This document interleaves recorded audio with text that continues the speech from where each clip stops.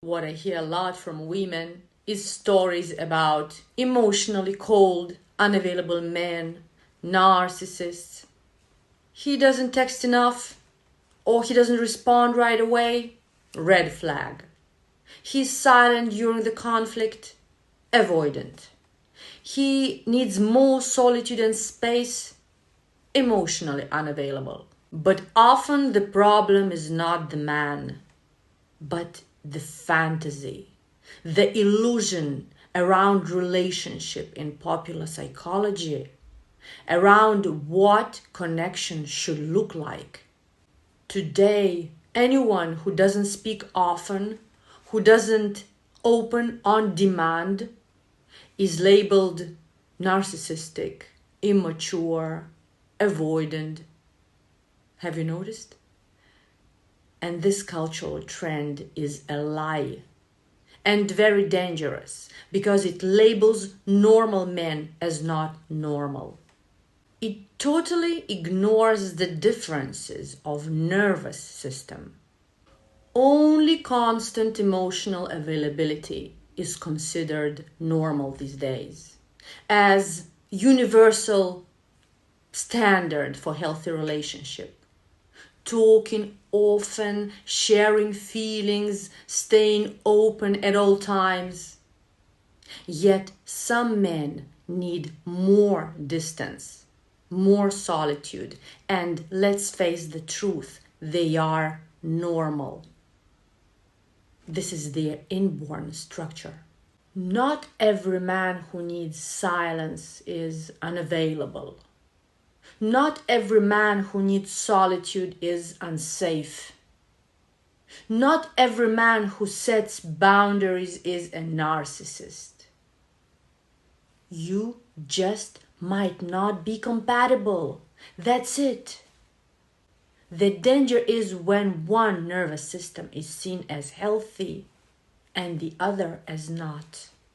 There are men who don't live in constant emotional exchange, who don't need to constantly check if it's okay or stay in contact through texts or conversations. They don't give immediate response or explanation, and they are not immature and not emotionally avoidant. And if you need all this, constant feedback, reassurance, if you cannot stand solitude, pauses, let's face it, they are not for you.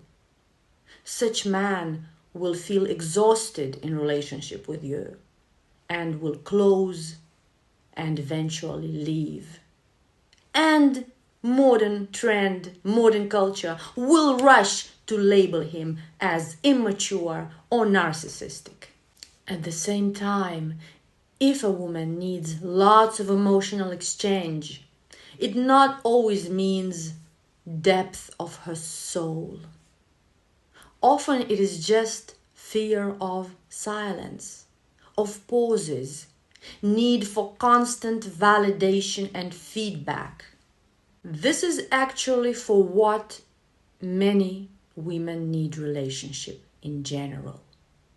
But such a man is suitable for a woman who doesn't use relationship for this.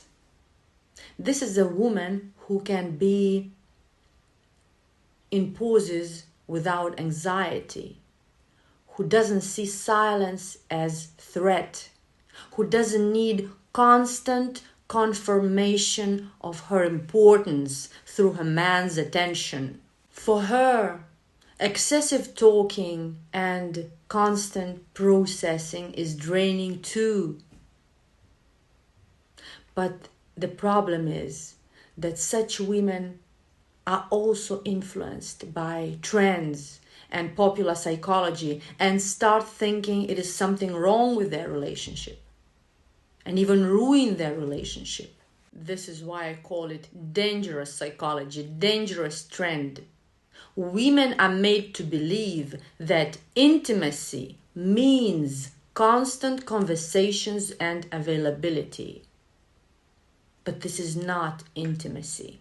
This is anxiety. But there are other channels of connection. not only emotional.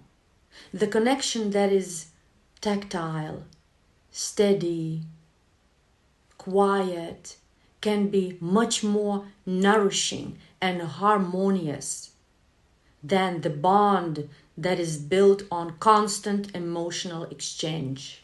So when women say avoid men like this, they speak from their own nervous system, not from universal truth.